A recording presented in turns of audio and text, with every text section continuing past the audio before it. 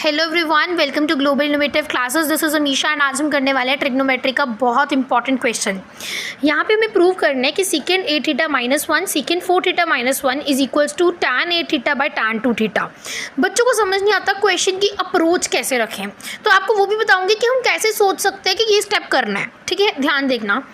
ठीक है, सबसे पहले हमें जब भी सीकेंड टैन में मिलता है तो हमें कन्वर्ट करने के लिए अगर कुछ समझ नहीं आ रहा तो हम इसे साइन या कॉज में कन्वर्ट कर देते हैं। सीकेंड था तो कॉज में कन्वर्ट होगा, आपको फॉर्मूलेज आने चाहिए तब भी ये क्वेश्चन को देखना। ठीक है, कॉज में कन्वर्ट हो गया, यहाँ पे ये हो गया। इसके बाद हमने क्या किया, एलसीएम ले लिया और ये सॉल्व हो गया। इतना यहाँ तक तो कोई दिक्कत नहीं है। इसको यहाँ पे शिफ्ट कर दिया, इसको यहाँ पे शिफ्ट कर दिया तो ये हो गया। क्लियर है, इस स्टेप तक तो कोई दिक्कत नहीं देगा। आगे चलो, अब आगे जाते ही आपको एक बैरियर क्रिएट होगा। आपको एक मोटिव बना लेना है कि मुझे वन को एलिमिनेट करना है ताकि मेरी जो टर्म है वो सिंप्लीफाइड हो जाए।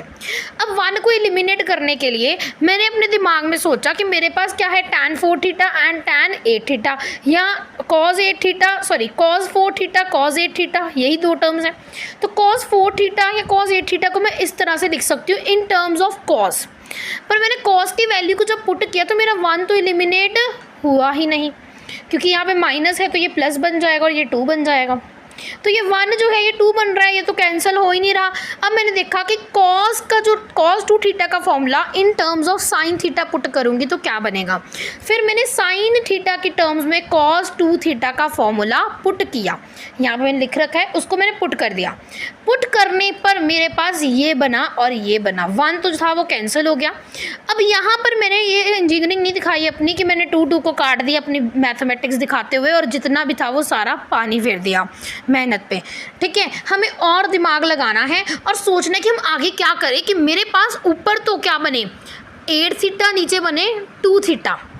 अब मैंने सोचा तो यहाँ पे हमने देखा कि ये सब बन रहा था। अब मैंने इस स्क्वायर को तोड़ दिया, दो बार लिख दिया।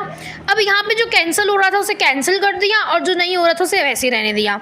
अब दूसरी बार फिर से एक फॉर्मूला यूज़ होगा which is sine four theta की जगह यूज़ होगा, कैंसिल कर देगा साइन टू थीटा को, टू को भी कैंसिल कर देगा लास्ट में। तो ये दोनों मिलकर क्या बना देंगे, tan eight theta by tan two theta.